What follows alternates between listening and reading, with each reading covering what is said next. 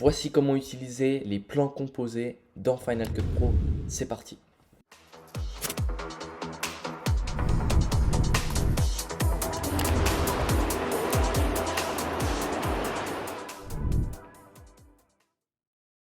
Donc un plan composé, c'est tout simplement un groupement de plans. Ce que je vais faire avant de créer un plan composé, c'est très simple. Donc là on peut voir que j'ai 3 plans, comme ça.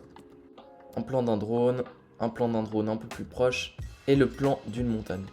Ce que je vais faire, c'est couper le début de ce plan, la fin de ce plan ici. Et maintenant que j'ai tout ça, ce que je vais pouvoir faire, c'est rajouter un titre par exemple. Donc je vais aller dans les titres, je vais mettre un titre fondu normal et je vais l'appliquer aux 3 plans. On va mettre Alpes.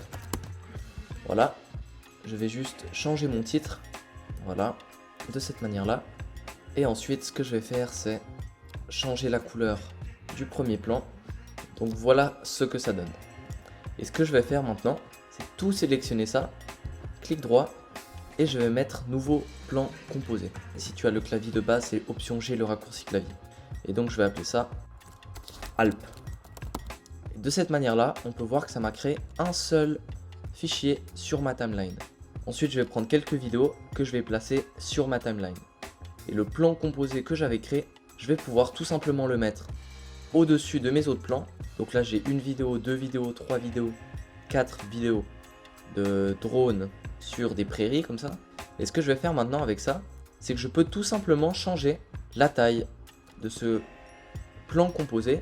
Si on prête attention à ça,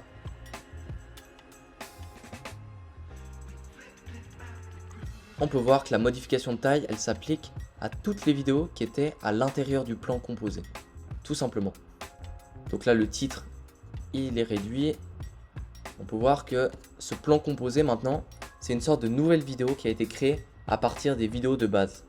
Et admettons que tu as envie de changer un des paramètres dans ton plan composé. Ce que tu peux faire, c'est double-cliquer dessus. Et par exemple, tu peux supprimer le titre. Et maintenant, si tu cliques sur cette petite flèche là, tu vas sortir du plan composé.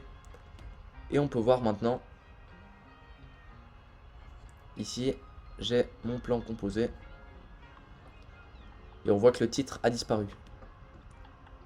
Et donc les possibilités sont vraiment infinies. Je pourrais aussi appliquer un zoom avec cette vidéo là. Donc je vais aller dans recadrer, Ken Burn. Et je vais par exemple appliquer un zoom sur mon drone, comme ça. On voit qu'il y a un léger zoom in dans l'image. Et maintenant, si je ressors et je regarde mon plan composé, on voit le premier plan ici. Et on peut voir le zoom in dans l'image ici.